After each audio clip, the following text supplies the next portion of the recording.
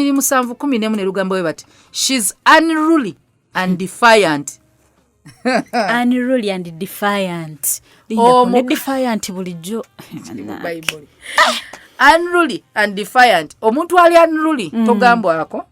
Yeah. Nze toyina bongamba nga bwe wansanga bwendi nze sifugibwa. Nze sifugibwa kitonde kisajja mpulira omuntu ogu kitange ate bwaba yafata kitonde kisajja kya kingambako emikwano gyange tebagingambako gyenjagala gyenkolera tonzijja ku mulimu gwange gyenjagala okugenda gyendaga nze bwe mba ngenda mbana emikwano gange it's girls day out. You are unruly tesobola kufugibwa gyoyagala gyo weetwala. Bw'oba okyalina attitude y'okwetwala kite kubanga gyolaga waliyo authority ekuli waggulu nga Kristo wali eri ekkanisa. Omusajja agenda keera gambe mukwaneze engoye sizaagala z'oyambala togeza nayo gifuluma ennyumba ng'ofaanana bw'otyo. Saagala make-up nzoka nze kyokka y'abawala balala olabika okwana n'abalina make-up nze ongwana make-up. Is the head over you. Akyogedde tokyagala ne make-up. Omanyi waliyo ebintu ebimu ebikozesa abantu ebintu. Waliwo ensonga esooka ng'omusajja akuwubira era kirungi musajja atawuba tanyuma. Waliwo abayikisusa gw'okireetera osukka olina byokola ebimuleetera osukka. Buli musajja akulera musajja akunyonyoogera alina kukuba bukubi. Kati waliwo kubanga ali insecure kati ng'olina omunyonyola nti bebi emmali eno yonna yiyo teri aligikwatako teweeraliikirira buli lunaku kimujjukize omugambe bebi am yours teri mulala mu mutima gwe amatire tokoma kukyogera mulage naye si kwesesanga n'abasajja balala.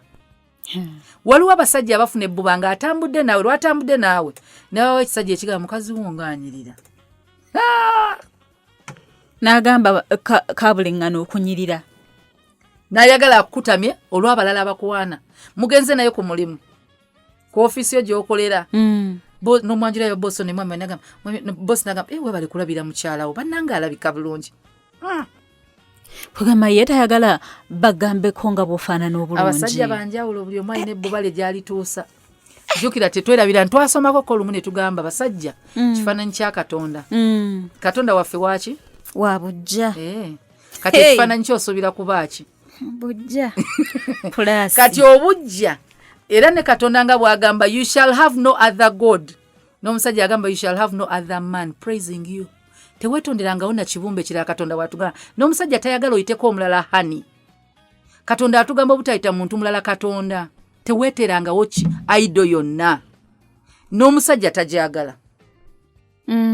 Nze mukwano gwange omwami wange akimanyi nti mukwano gwange gwe nagamba nti best friend mulenzi. Naye ate siina kuba musiru omusajja oli okufuuka nga Katonda ak'okubiri waali. Yeah. Bwe tunyiga n'enkubira vuki. Omanyi ky'oba okola? Kimane njagala kukulaba.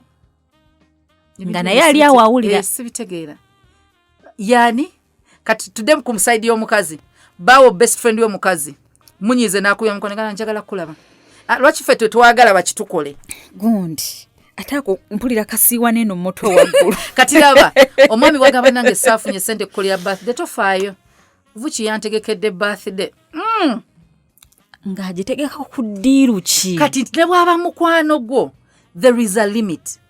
Toyinza kubanga best friend wo opposite sex n'ogitiitibya okusinga bbaawo n'atabeera na bbuba. Kati awo ogamba nti bakisusa. Katugeze birthday yange Makula etuuse. 23rd November. Tuba tuli awo wakati tumulula ebirawo bya birthday. Nga vuki anti amanyi mukwano gwange. Nga ngulidde akalega n'empale. MTN ITL P17. Kati lwaki watoyagala akisusse? Totakula bujja bwa munno manya wookoma. Olina omumanya wookoma. Kubanga gwe wennyini nti in fact olwaliro mbadde njogera ne vuki mukwano gwange. Nga twogera ku bintu bwe biti ebyebbuba omukyala ali mu mbeera yakuzala buto obujja bungi ebbuba ne mugamba bw'aba alina mutuufu ng'ogyeko ebya hormones akwagala naye omuntu yenna ayeeyita mukwano gwo nga tasobola protectinga makaago alina okuleetera omukazi oyo efuna ebbuba. Kati gwe omukwano omulungi manya boundary zo nti nkoma wano wadde kisa kye mukwano gwange naye ate tuli kikula kyanjawulo mukubira ntya ku ssaawa 3 ez'ekiro 4 ez'ekiro noonya ki kamuweereze message asobola ogisoma ne bbaawe n'amanya nti wabadde intentions mbi. Kati waliwo ebbuba nga ffe tulizaala okutta essimu weetoloola enju yonna oseka busesi naye ng'obadde onyiize naye toseka naye n'omuyita ne maaso omanyi waliwo abakazi abasiru bw'oba weyita musajja nkuba olwedde musajja kati bw'oba oyagala kukakasa nti okubeera omusajja kukuba ajja kukuba akulage nti ki anti omugambi bw'oba weeyita musajja temuyina kuba bakazi do not provoke. Kati naye waliwo omuntu gw'olaba ng'aleese obusungu omusajja n'akusikako essimu n'agikasuka n'ogamba musajja mubi ng'ate gw'obireese oyitawo oseka mwayombye aha nja kuteerako alowooza gwe ogenda onnyumyako lwaki takkuba si kirungi okkuba naye bannange tulekerawo provoking abantu to anger. Abantu buli omu alina bwa controlling obusungu bwe ekintu kye bayita obusungu buli omu alina bwe yeefuga oli mukubi omulala atambula butambuzi omulala n'akaaba kati gw'ogudde ku mukubi nga bw'aba tanyiiza ogamba nze mama nga batayinyize talina buzibu bwanyiiga mutuule mu biteeseeko to provoking. So bwe twogera ku mukazi ono Bible etugambye Proverbs 7:11 we tuli nti ali unruly and defiant. Omuntu ali defiant mu Luganda kisakye munnange Namakula defiant ndo oba nkannyonnyola ntya akukagaanye defiant. Katugeze omuntu ng'olina ky'omusuubiramu omuntu n'omugamba olina kweyisa bw'oti kati omuntu singa agaana okweyisanga bw'omugambye aba defiant. bulinga bunyoomi exactly nduza bulinga bunyoomi n'agaana okukola ky'ogambye naye omuntu anyooma anyiiza omuntu omusuubiramu kino n'akola the opposite. Twawulirako wano nga abantu bagamba nti bali defiant ebyobufuzi babagambye temuyita ku kkuba eryo emugaa tujja yitawo mukole kye mwagala oli defiant ku order.